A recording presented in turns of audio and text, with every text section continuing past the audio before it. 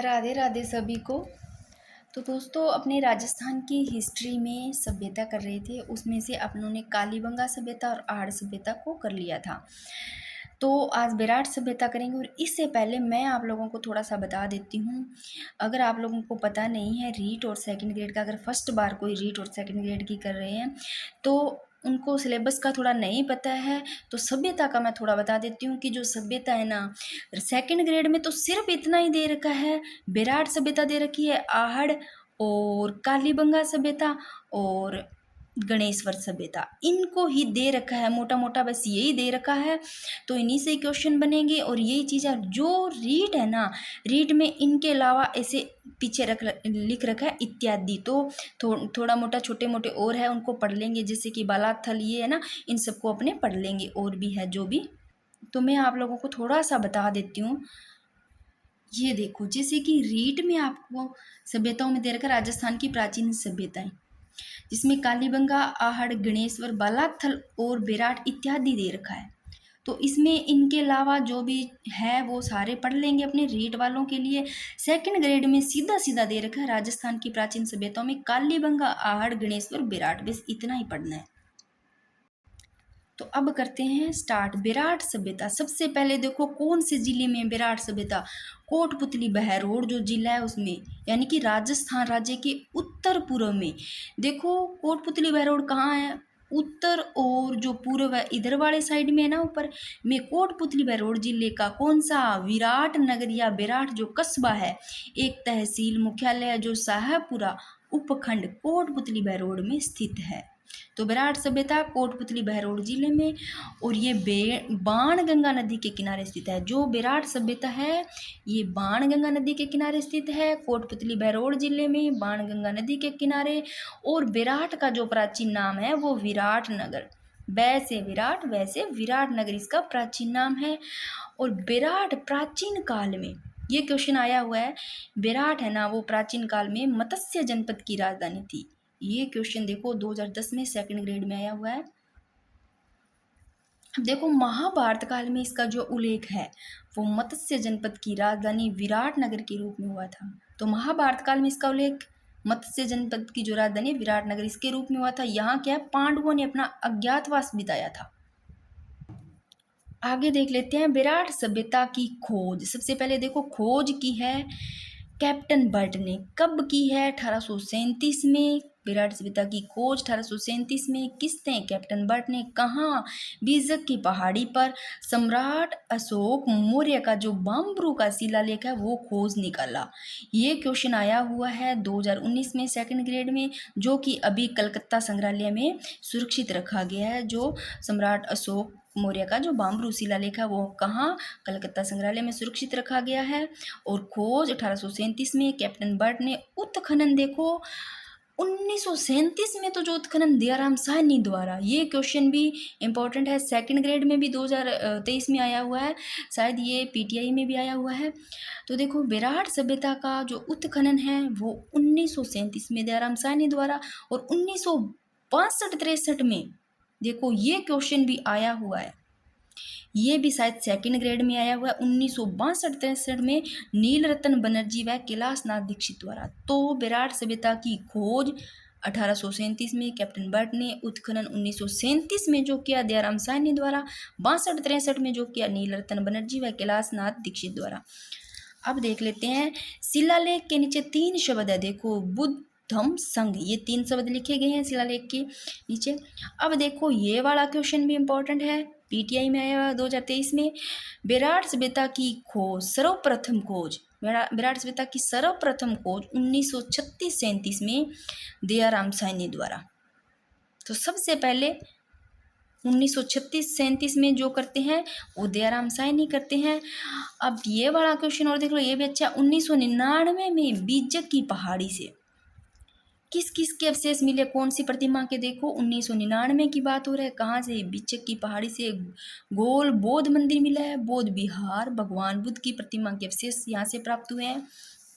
आगे देखो बीजक की पहाड़ी से और क्या क्या अवशेष मिले हैं, गोल चैत्य ग्रह, रहस्यमयी शंख लिपि, त्रिरत्न चक्र, तो बिजक की पहाड़ी से क्या क्या अवशेष प्राप्त हुए? गोल चैत्य रहस्यमयी शंखलिपि, त्रिरत्न चक्र। भीम जी की डूंगरी से महाभारतकालीन भीमताल जलाशय के अवशेष मिले हैं। और यहाँ स्थित देखो गणेश डूंगरी, महादेव जी की डूंगरी पर भी उत्खनन का कार्य हुआ है।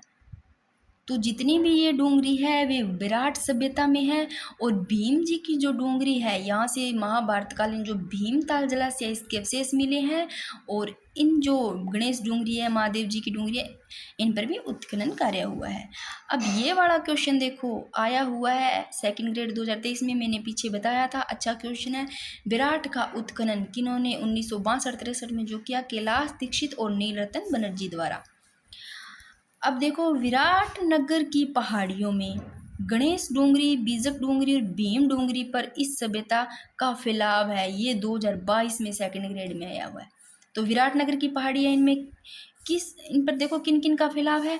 गणेश डूंगरी का भी, बीजक डूंगरी और भीम डूंगरी पर इस सभ्यता का क्या है? फैलाव है। आगे ये वाला क्वेश्चन देखो 2023 में पीटीआई में आया हुआ है। विराट से 1990 ईस्वी में, तो विराट से 1990 ईस्वी में क्या खोज निकाला? देखो किसकी खोज की गई? गणेश बीजक भीम डूंगरी से चित्रित शिलाश्रयों की खोज की गई विराट से 1990 ईस्वी में। ये वाला क्वेश्चन देखो पीटीआई में 2023 में आया हुआ है। अब देख लेते हैं, बहुत ही अच्छा क्वेश्चन है ये। देखो एक कमरे में, विराट सभ्यता से एक कमरे में 36 चांदी की मुद्राएं मिली है। देखो टोटल 36 चांदी की मुद्राएं मिली है एक कमरे में विराट सभ्यता से, जिनमें से चांदी की 8 तो पंचमार्ग मुद्रा है और 28 क्या है? भारतीय यूनानी शासकों की मिली है, इंडो ग्रीक जो की। तो 28 भारतीय यूनानी शासकों की मिली है चांदी की, 8 पंचमार्क मुद्रा, 36 चांदी की टोटल मुद्राएं मिली है एक कमरे में। इंपॉर्टेंट क्वेश्चन है। इन मुद्राओं में क्या है? जो ये मुद्राएं मिली 16 मुद्राएं तो यूनानी शासक मिनेंडर की मानी जाती है, यानी कि 28 भारतीय यूनानी शासकों की मिली है। इन मुद्राओं में क्या है? 16 मुद्राएं यूनानी शासक मिनेंडर की मानी जाती है। 2023 में सेकंड ग्रेड में आया हुआ है। 16 मुद्राएं किन की मानी जाती है? यूनानी शासक मिनेंडर की। अब देख लेते हैं, चित्रित शिलाश्रय के भी प्रमाण मिले हैं यहाँ से विराट सभ्यता से। और यहाँ से क्या मिला? देखो विराट सभ्यता से हाथ से बुना हुआ वस्त्र मिला है। वस्त्र बुनाई की तकनीकी से परिचित है, पता चलता है नहीं, हाथ से बुनाई हुआ वस्त्र मिले तो पता चलता है भी यहाँ पर वस्त्र बुनाई की तकनीकी से भी लोग परिचित थे। ये क्वेश्चन देख लो नोट। लाल सोट दोसा, शेरगढ़ बारा, नगरी चित्तौड़गढ़ भी बौद्ध धर्म के प्रमुख स्थल रहे हैं। ये जो स्थल है ना, ये बौद्ध धर्म के स्थल रहे हैं। लाल सोट जो दोसा है, शेरगढ़ जो बारा, नगर चित्तौड़गढ़ है, नगरी चित्तौड़गढ़ है, ये भी बौद्ध धर्म के प्रमुख स्थल रहे हैं। अब ये चीज़ देख लो, यहाँ चित्रांकन लघु पाषाण काल से प्रारंभ होकर दीर्घ काल तक चलता रहा। अब और देख लेते हैं, विराट सभ्यता में सम्राट अशोक के 2 शिलालेख मिले हैं। तो विराट सभ्यता में अशोक जो सम्राट अशोक है, इनके कितने शिलालेख मिले हैं? 2। ये 2023 में आया हुआ है सेकंड ग्रेड में। और विराट की भीम डूंगरी से CL कार्लाइल ने कब 1871 ईस्वी में क्या शंख लिपि से उत्कीर्ण शिलालेख की खोज की? ये क्वेश्चन आया हुआ है सेकंड ग्रेड 2022 में। विराट की जो भीम डूंगरी है ना, इससे क्या है कि इन्होंने CL जो कार्लाइल है ना, इन्होंने 1871 ईस्वी में शंख लिपि से उत्कीर्ण शिलालेख की खोज की, भीम डूंगरी से की थी। अब देखो विराट सभ्यता है ना, ये लोह युगीन मृदभांड, उत्तरी काले चमकदार मृदभांड परंपरा के अवशेष प्राप्त हुए। यहाँ से विराट सभ्यता से लोह युगीन मृदभांड, उत्तरी काले चमकदार मृदभांड परंपरा के अवशेष प्राप्त हुए। और शंख लिपि ब्रह्म लिपि को अत्यधिक अलंकृत करके गुप्त रूप प्रदान करना, ये क्या कहलाती है? ये कहलाती है कूट लिपि, गुप्त लिपि भी कहते हैं, शंख लिपि भी कहा जाता है। जो शंख लिपि है ना, ब्रह्म लिपि को क्या अत्यधिक अलंकृत, ज़्यादा अत्यधिक अलंकृत करके गुप्त रूप प्रदान करना है, क्या कहलाता है? इसको कूट लिपि या गुप्त लिपि या शंख लिपि कहा जाता है। अब देखिए चीनी यात्री कौन है? ह्वेनसांग, सम्राट हर्षवर्धन के काल में भारत आया था। तो जो चीनी यात्री ह्वेनसांग है ना, ये जो सम्राट हर्षवर्धन है इनके काल में भारत आया था। और जो ह्वेनसांग है, इन्होंने 634 ईस्वी में विराट की यात्रा का उल्लेख करता है।